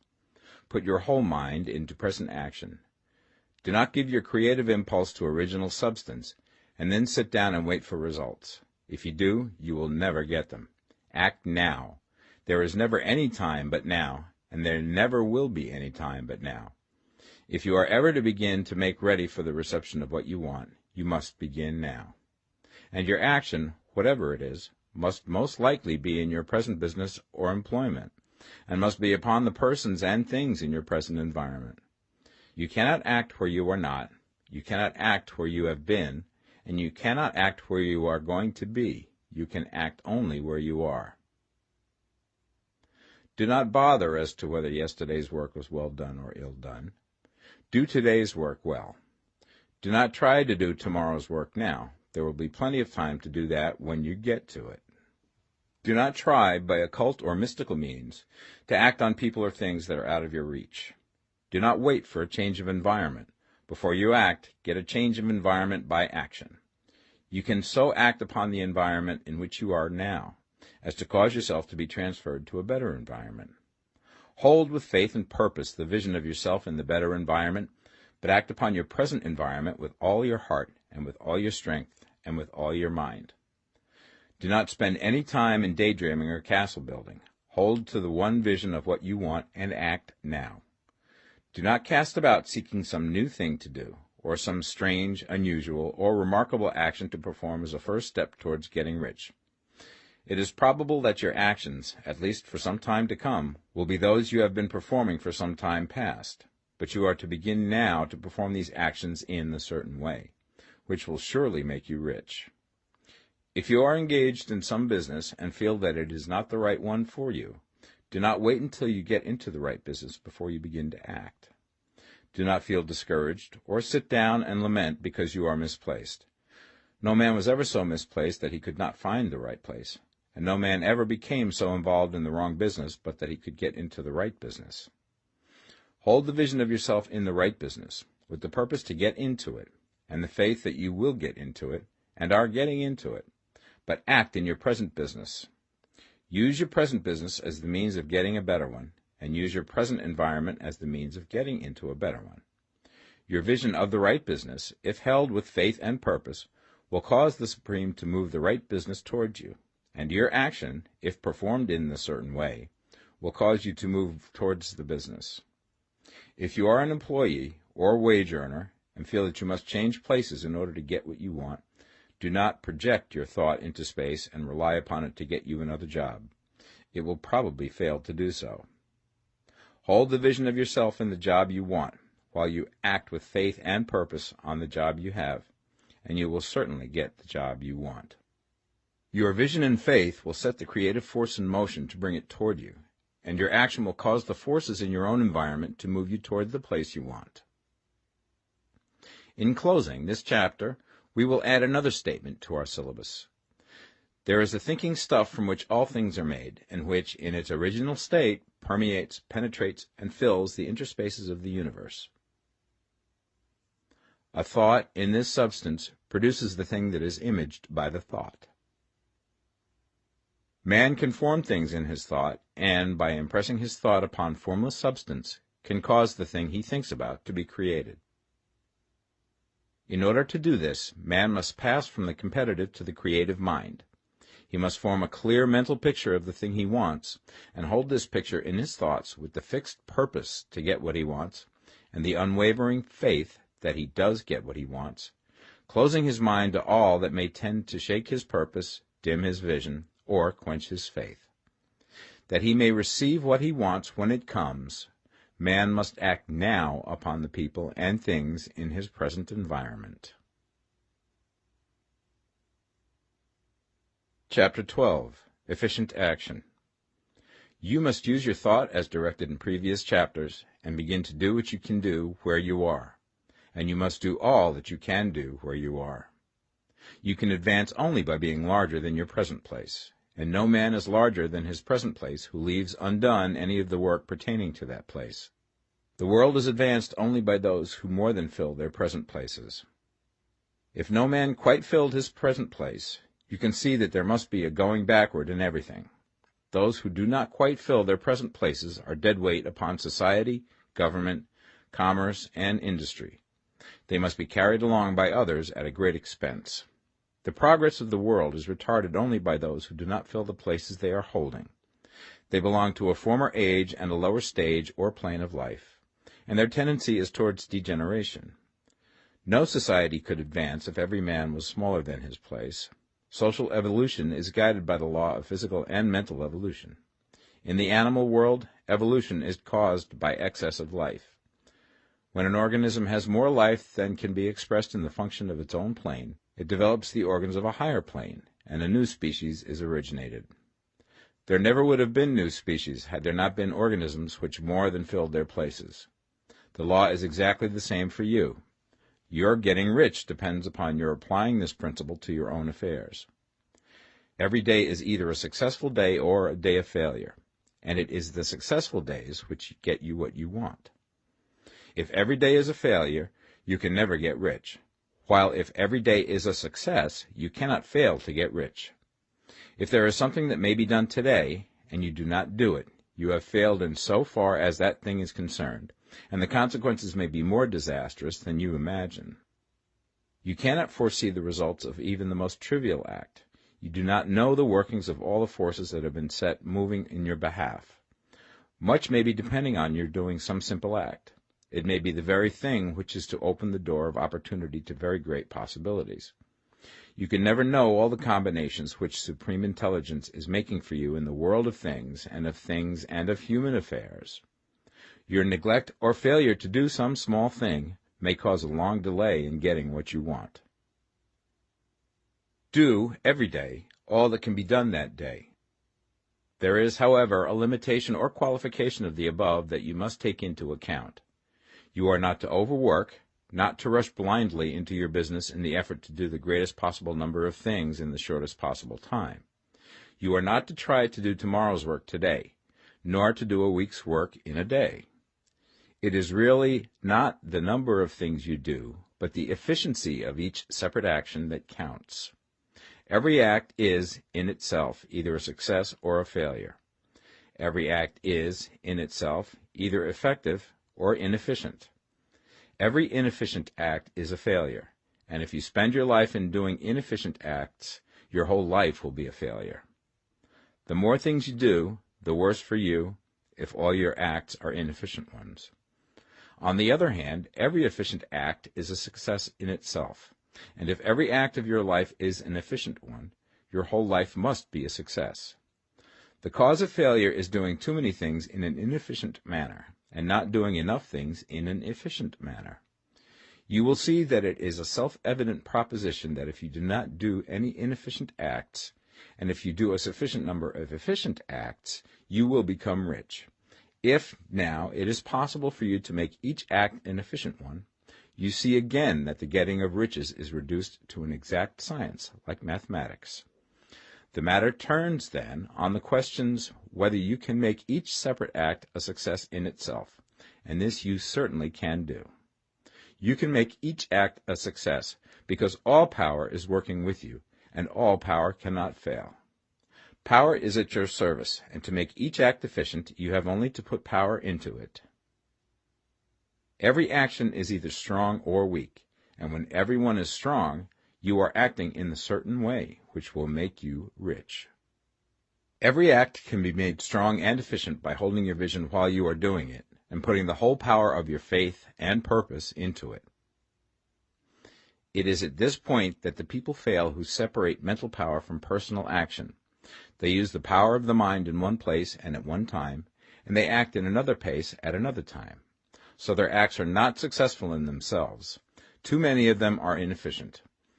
But if all power goes into every act, no matter how commonplace, every act will be a success in itself. And as in the nature of things, every success opens the way to other successes, your progress towards what you want and the progress of what you want toward you will become increasingly rapid. Remember that successful action is cumulative in its results, since the desire for more life is inherent in all things. When a man begins to move towards larger life, more things attach themselves to him, and the influence of his desire is multiplied. Do, every day, all that you can do that day, and do each act in an efficient manner. In saying that you must hold your vision while you are doing each act, however trivial or commonplace, I do not mean to say that it is necessary at all times to see the vision distinctly to its smallest details. It should be the work of your leisure hours to use your imagination on the details of your vision, and to contemplate them until they are firmly fixed upon memory. If you wish speedy results, spend practically all your spare time in this practice. By continuous contemplation you will get the picture of what you want, even to the smallest details, so firmly fixed upon your mind and so completely transferred to the mind of formless substance, that in your working hours you need only to mentally refer to the picture to stimulate your faith and purpose, and cause your best effort to be put forth. Contemplate your picture in your leisure hours until your consciousness is so full of it that you can grasp it instantly. You will become so enthused with its bright promises that the mere thought of it will call forth the strongest energies of your whole being. Let us again repeat our syllabus, and by slightly changing the closing statements, bring it to the point we have now reached. There is a thinking stuff from which all things are made, and which, in its original state, permeates, penetrates, and fills the interspaces of the universe. A thought in this substance produces the thing that is imaged by the thought. Man can form things in his thought, and, by impressing his thought upon formless substance, can cause the thing he thinks about to be created. In order to do this, man must pass from competitive to the creative mind.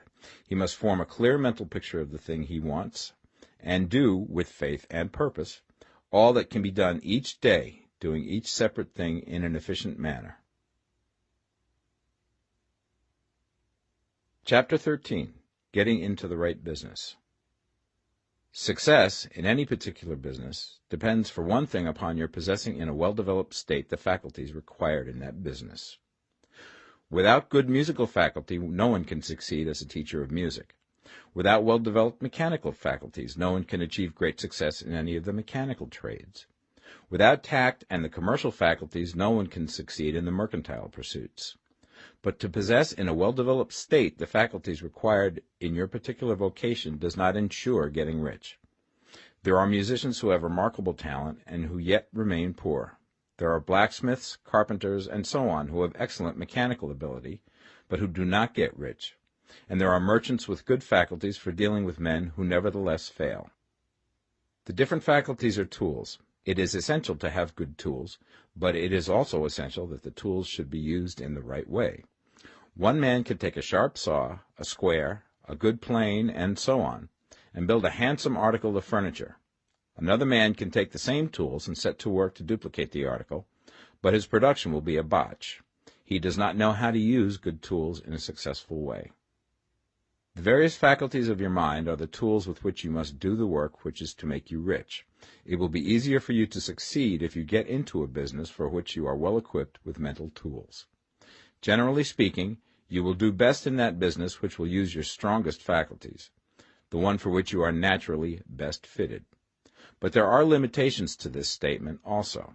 No man should regard his vocation as being irrevocably fixed by the tendencies with which he was born. You can get rich in any business, for if you have not the right talent you can develop that talent. It merely means that you will have to make your tools as you go along, instead of confining yourself to the use of those with which you were born. It will be easier for you to succeed in a vocation for which you already have the talent in a well-developed state, but you can succeed in any vocation, for you can develop any rudimentary talent, and there is no talent of which you have not at least the rudiment. You will get rich most easily in point of effort if you do that for which you are best fitted, but you will get rich most satisfactorily if you do that which you want to do. Doing what you want to do is life, and there is no real satisfaction in living if we are compelled to be forever doing something which we do not like to do, and can never do what we want to do. And it is certain that you can do what you want to do. The desire to do it is proof that you have within you the power which can do it. Desire is a manifestation of power. The desire to play music is the power which can play music seeking expression and development. The desire to invent mechanical devices is the mechanical talent seeking expression and development. When there is no power, either developed or undeveloped, to do a thing, there is never any desire to do that thing. And where there is strong desire to do a thing, it is certain proof that the power to do it is strong, and only requires to be developed and applied in the right way. All things else being equal, it is best to select the business for which you have the best developed talent. But if you have a strong desire to engage in any particular line of work, you should select that work as the ultimate end at which you aim. You can do what you want to do, and it is your right and privilege to follow the business or avocation which will be most congenial and pleasant. You are not obliged to do what you do not like to do, and should not do it except as a means to bring you to the doing of the thing you want to do. If there are past mistakes whose consequences have placed you in an undesirable business or environment, you may be obliged for some time to do what you do not like to do. If you feel that you are not in the right vocation, do not act too hastily in trying to get into another one. The best way, generally, to change business or environment is by growth. Do not be afraid to make a sudden and radical change if the opportunity is presented, and you feel, after careful consideration, that it is the right opportunity. But never take sudden or radical action when you are in doubt as to the wisdom of doing so. There is never any hurry on the creative plane, and there is no lack of opportunity. When you get out of the competitive mind, you will understand that you never need to act hastily. No one else is going to beat you to the thing you want to do. There is enough for all. If one space is taken, another and a better one will be opened for you a little further on. There is plenty of time. When you are in doubt, wait. Fall back on the contemplation of your vision, and increase your faith and purpose. And by all means, in times of doubt and indecision, cultivate gratitude. A day or two spent in contemplating the vision of what you want, and in earnest thanksgiving that you are getting it, will bring your mind into such close relationship with the Supreme that you will make no mistake when you do act. There is a mind which knows all there is to know, and you can come into close unity with this mind by faith and the purpose to advance in life, if you have deep gratitude. Mistakes come from acting hastily, or from acting in fear or doubt, or in forgetfulness of the right motive, which is more life to all and less to none. As you go on in the certain way, opportunities will come to you in increasing number, and you will need to be very steady in your faith and purpose, and to keep in close touch with the all-mind by reverent gratitude. Do all that you can do in a perfect manner every day, but do it without haste, worry, or fear. Go as fast as you can, but never hurry. Remember that in the moment you begin to hurry, you cease to be a creator and become a competitor. You drop back upon the old plane again. Whenever you find yourself hurrying, call a halt. Fix your attention on the mental image of the thing you want, and begin to give thanks that you are getting it. The exercise of gratitude will never fail to strengthen your faith and renew your purpose. Chapter 14. The Impression of Increase. Whether you change your vocation or not, your actions for the present must be those pertaining to the business in which you are now engaged. You can get into the business you want by making constructive use of the business you are already established in, by doing your daily work in a certain way. And in so far as your business consists in dealing with other men, whether personally or by letter, the key thought of all your efforts must be to convey to their minds the impression of increase. Increase is what all men and women are seeking. It is the urge of the formless intelligence within them, seeking fuller expression. The desire for increase is inherent in all nature. It is the fundamental impulse of the universe. All human activities are based on the desire for increase. People are seeking more food, more clothes, better shelter, more luxury, more beauty, more knowledge, more pleasure. Increase in something, more life. Every living thing is under this necessity for continuous advancement. Where increase of life ceases, dissolution and death set in at once. Man instinctively knows this, and hence he is forever seeking more. This law of perpetual increase is set forth by Jesus in the parable of the talents. Only those who gain more retain any. From him who hath not shall be taken away even that which he hath. The normal desire for increased wealth is not an evil or a reprehensible thing. It is simply the desire for more abundant life. It is aspiration. And because it is the deepest instinct of their natures, all men and women are attracted to him who can give them more of the means of life. In following the certain way, you are getting continuous increase for yourself, and you are giving it to all with whom you deal. You are a creative center from which increase is given off to all. Be sure of this, and convey assurance of the fact to every man, woman, and child with whom you come in contact. No matter how small the transaction, even if it be only the selling of a stick of candy to a little child, put into it the thought of increase, and make sure that the customer is impressed with the thought. Convey the impression of advancement with everything you do, so that all people shall receive the impression that you are an advancing man, and that you advance all who deal with you. Even to the people whom you meet in a social way, without any thought of business, and to whom you do not try to sell anything, give the thought of increase. You can convey this impression by holding the unshakable faith that you, yourself, are in the way of increase, and by letting this faith inspire, fill, and permeate every action. Do everything that you do in the firm conviction that you are an advancing personality, and that you are giving advancement to everybody. Feel that you are getting rich, and that in doing so you are making others rich, and conferring benefits to all. Do not boast or brag of your success, or talk about it unnecessarily. True faith is never boastful. Wherever you find a boastful person, you find one who is secretly doubtful and afraid. Simply feel the faith, and let it work out in every transaction. Let every act and tone and look express the quiet assurance that you are getting rich, that you are already rich.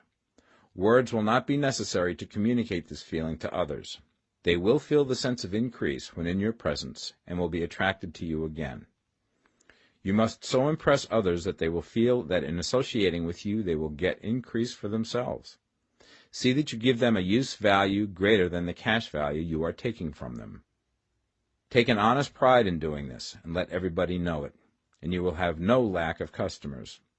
People will go where they are given increase, and the supreme, which desires increase in all, and which knows all, will move towards you men and women who have never heard of you. Your business will increase rapidly, and you will be surprised at the unexpected benefits which will come to you. You will be able from day to day to make larger combinations, secure greater advantages, and to go on into a more congenial vocation if you desire to do so. You must never lose sight of your vision of what you want, or your faith and purpose to get what you want. Let me here give you another word of caution in regards to motives. Beware of the insidious temptation to seek for power over other men. Nothing is so pleasant to the unformed or partially developed mind as the exercise of power or dominion over others. The desire to rule for selfish gratification has been the curse of the world. For countless ages, kings and lords have drenched the earth with blood in their battles to extend their dominions, this not to seek more life for all, but to get more power for themselves. Today, the main motive in the business and industrial world is the same. Men marshal their armies of dollars and lay waste the lives and hearts of millions in the same mad scramble for power over others. Commercial kings, like political kings, are inspired by the lust for power. Jesus saw in this desire for mastery the moving impulse of that evil world he sought to overthrow. Read the 23rd chapter of Matthew and see how he pictures the lust of the Pharisees to be called master, to sit in the high places, to domineer over others, and to lay burdens on the backs of the less fortunate. And note how he compares this lust for dominion with the brotherly seeking for the common good to which he calls his disciples. Look out for the temptation to seek for authority, to become a master, to be considered as one who is above the common herd, to impress others by lavish display, and so on. The mind that seeks for mastery over others is the competitive mind, and the competitive mind is not the creative one. In order to master your environment and your destiny, it is not at all necessary that you should rule over your fellow men, and, indeed, when you fall into the world's struggle for the high places, you begin to be conquered by fate and environment, and your getting rich becomes a matter of chance and speculation. Beware the competitive mind. No better statement of the principle of creative action can be formulated than the favorite declaration of the late Golden Rule Jones of Toledo. What I want for myself, I want for everybody. Chapter 15. The Advancing Man. What I have said in the last chapter applies as well to the professional man and the wage earner as to the man who is engaged in mercantile business. No matter whether you are a physician, a teacher, or a clergyman, if you can give increase of life to others and make them sensible of the fact, they will be attracted to you and you will get rich. The physician who holds the vision of himself as a great and successful healer, and who works towards the complete realization of that vision with faith and purpose, as described in former chapters, will come into such close touch with the source of life that he will be phenomenally successful. Patients will come to him in throngs. No one has a greater opportunity to carry into effect the teaching of this book than the practitioner of medicine. It does not matter to which of the various schools he may belong, for the principle of healing is common to all of them, and may be reached by all alike. The advancing man in medicine, who holds to a clear mental image of himself as successful, and who obeys the laws of faith, purpose, and gratitude, will cure every curable disease he undertakes, no matter what remedies he may use. In the field of religion, the world cries out for the clergyman who can teach his hearers the true science of abundant life. He who masters the details of the science of getting rich, together with the allied sciences of being well, of being great, and of winning love, and who teaches these details from the pulpit, will never lack for a congregation. This is the gospel that the world needs. It will give increase of life, and men will hear it gladly, and will give liberal support to the man who brings it to them. What is now needed is a demonstration of the science of life from the pulpit. We want preachers who can not only tell us how, but who, in their own persons, will show us how. We need the preacher who will himself be rich, healthy, great, and beloved, to teach us how to attain to these things, and when he comes he will find a numerous and loyal following. The same is true of the teacher who can inspire the children with the faith and purpose of the advancing life. he will never be out of a job. And any teacher who has this faith and purpose can give it to his pupils. He cannot help giving it to them if it is part of his own life and practice. What is true of the teacher, preacher, and physician is true of the lawyer, dentist, real estate man, insurance agent, of everybody. The combined mental and personal action I have described is infallible. It cannot fail. Every man and woman who follows these instructions steadily, perseveringly, and to the letter will get rich. The law of the increase of life is as mathematically certain in its operation as the law of gravitation. Getting rich is an exact science. The wage earner will find this as true of his case as of any others mentioned. Do not feel that you have no chance to get rich because you are working where there is no visible opportunity for advancement, where wages are small and the cost of living high. Form your clear mental vision of what you want and begin to act with faith and purpose. Do the work that you can do every day and do each piece of work in a perfectly successful manner. Put the power of success and the purpose to get rich into everything that you do. But do not do this merely with the idea of currying favor with your employer in the hopes that he or those above you will see your good work and advance you. It is not likely that they will do so. The man who is merely a good workman, filling his place to the very best of his ability, and satisfied with that, is valuable to his employer, and it is not to the employer's interest to promote him. He is worth more where he is. To secure advancement, something more is necessary than to be too large for your place. The man who is certain to advance is the one who is too big for his place, and who has a clear concept of what he wants to be, who knows that he can become what he wants to be, and who is determined to be what he wants to be.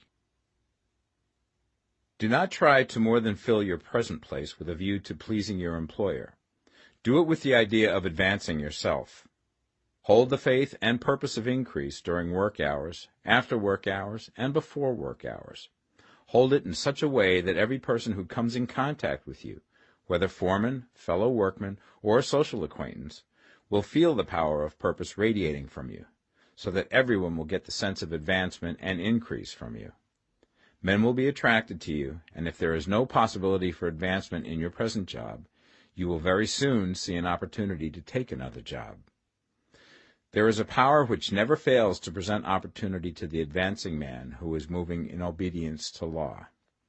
God cannot help helping you if you act in a certain way. He must do so in order to help himself. There is nothing in your circumstances or in the industrial situation that can keep you down. If you cannot get rich working for the Steel Trust, you can get rich on a 10-acre farm. And if you begin to move in the certain way, you will certainly escape from the clutches of the Steel Trust and get on to the farm or wherever else you wish to be.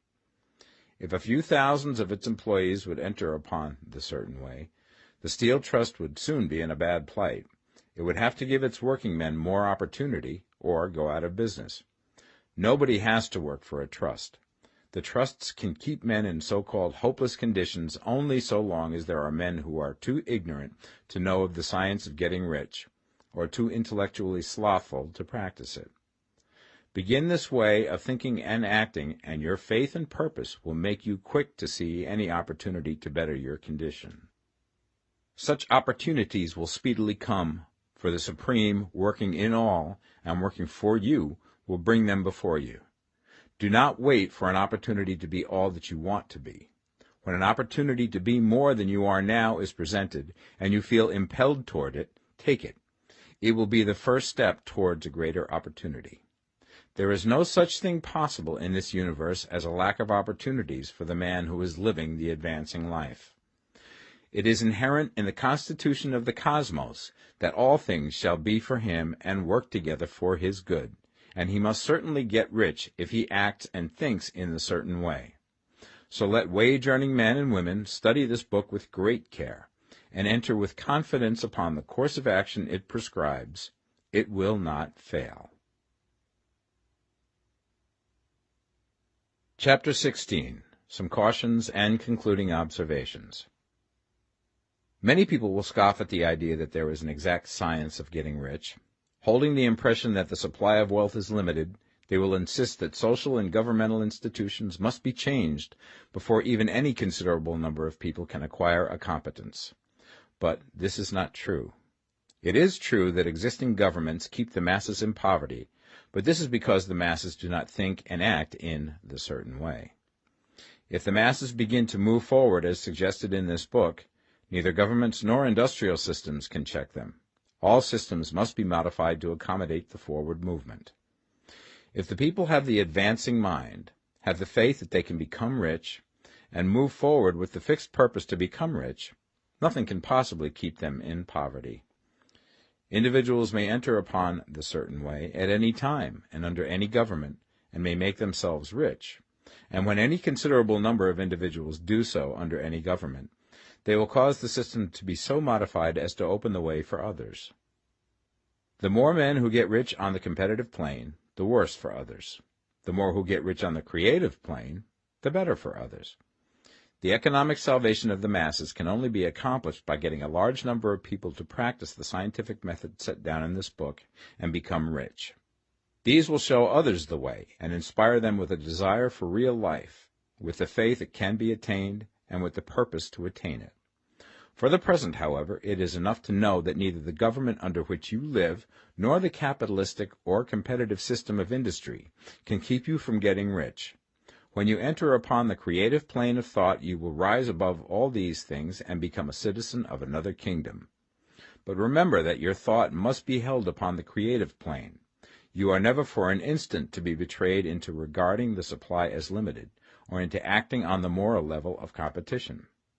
Whenever you do fall into old ways of thought, correct yourself instantly, for when you are in the competitive mind, you have lost the cooperation of the mind of the whole. Do not spend any time in planning as to how you will meet possible emergencies in the future, except as the necessary policies may affect your actions today. You are concerned with doing today's work in a perfectly successful manner, and not with emergencies which may arise tomorrow. You can attend to them as they come. Do not concern yourself with questions as to how you shall surmount obstacles which may loom upon your business horizon, unless you can see plainly that your course must be altered today in order to avoid them. No matter how tremendous an obstruction may appear at a distance, you will find that if you go on in the certain way, it will disappear as you approach it, or that a way over, through, or around it will appear. No possible combination of circumstances can defeat a man or woman who is proceeding to get rich along strictly scientific lines.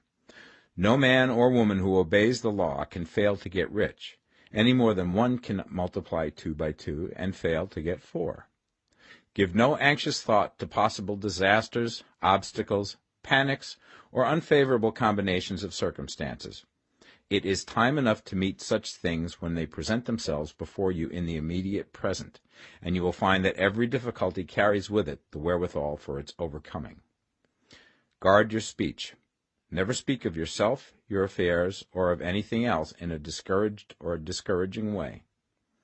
Never admit the possibility of failure, or speak in a way that infers failure as a possibility.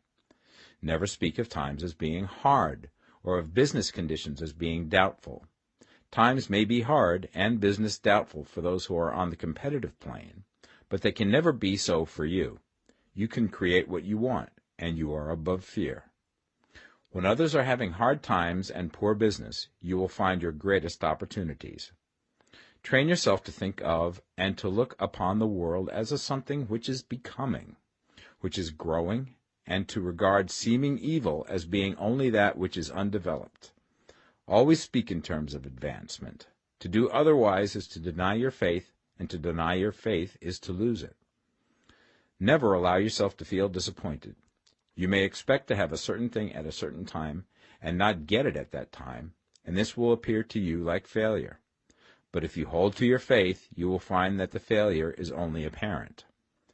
Go on in the certain way, and if you do not receive that thing, you will receive something so much better that you will see that the seeming failure was really a great success.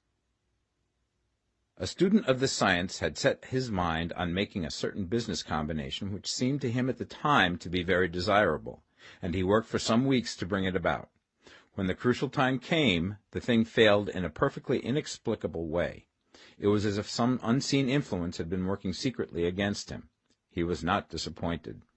On the contrary, he thanked God that his desire had been overruled, and went steadily on with a grateful mind.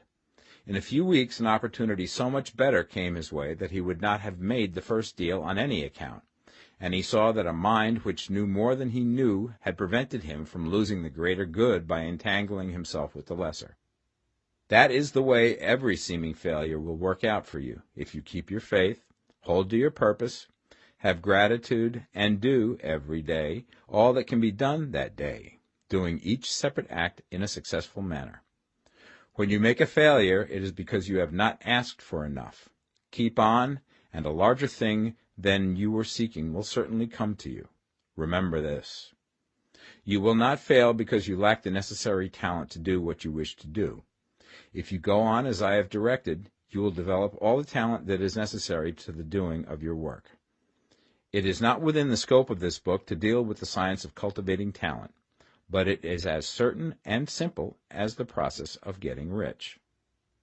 However, do not hesitate or waver for fear that when you come to any certain place you will fail for lack of ability. Keep right on, and when you come to that place, the ability will be furnished to you. The same source of ability which enabled the untaught Lincoln to do the greatest work in government ever accomplished by a single man is open to you.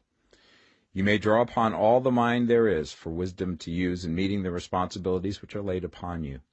Go on in full faith. Study this book.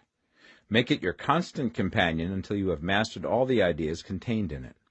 While you are getting firmly established in this faith, you will do well to give up most recreations and pleasure, and to stay away from places where ideas conflicting with these are advanced in lectures or sermons. Do not read pessimistic or conflicting literature, or get into arguments upon the matter. Do very little reading, outside of the writers mentioned in the preface. Spend most of your leisure time in contemplating your vision, and in cultivating gratitude, and in reading this book. It contains all you need to know of the science of getting rich, and you will find all the essentials summed up in the following chapter. Chapter 17. Summary of the Science of Getting Rich. There is a thinking stuff from which all things are made, and which, in its original state, permeates, penetrates, and fills the interspaces of the universe. A thought in this substance produces the thing that is imaged by the thought. Man can form things in his thought, and by impressing his thought upon formless substance can cause the thing he thinks about to be created. In order to do this, man must pass from the competitive to the creative mind, otherwise he cannot be in harmony with the formless intelligence, which is always creative and never competitive in spirit. Man may come into full harmony with the formless substance by entertaining a lively and sincere gratitude for the blessings it bestows upon him. Gratitude unifies the mind of man with the intelligence of substance, so that man's thoughts are received by the formless.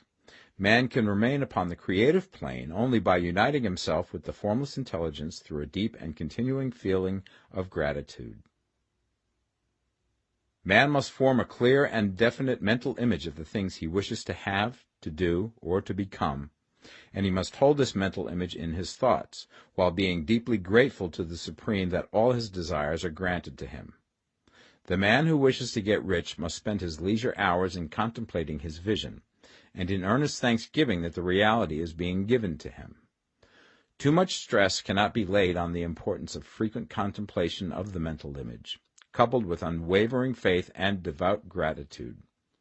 This is the process by which the impression is given to the formless, and the creative forces set in motion. The creative energy works through the established channels of natural growth, and of the industry and social order. All that is included in his mental image will surely be brought to the man who follows the instructions given above, and whose faith does not waver. What he wants will come to him through the ways of established trade and commerce. In order to receive his own when it shall come to him, man must be active, and this activity can only consist in more than filling his present place. He must keep in mind the purpose to get rich through the realization of his mental image. And he must do, every day, all that can be done that day, taking care to do each act in a successful manner. He must give to every man a use value in excess of the cash value he receives, so that each transaction makes for more life, and he must so hold the advancing thought that the impression of increase will be communicated to all with whom he comes in contact. The men and women who practice the foregoing instructions will certainly get rich, and the riches they receive will be in exact proportion to the definiteness of their vision, the fixity of their purpose, the steadiness of their faith, and the depth of their gratitude.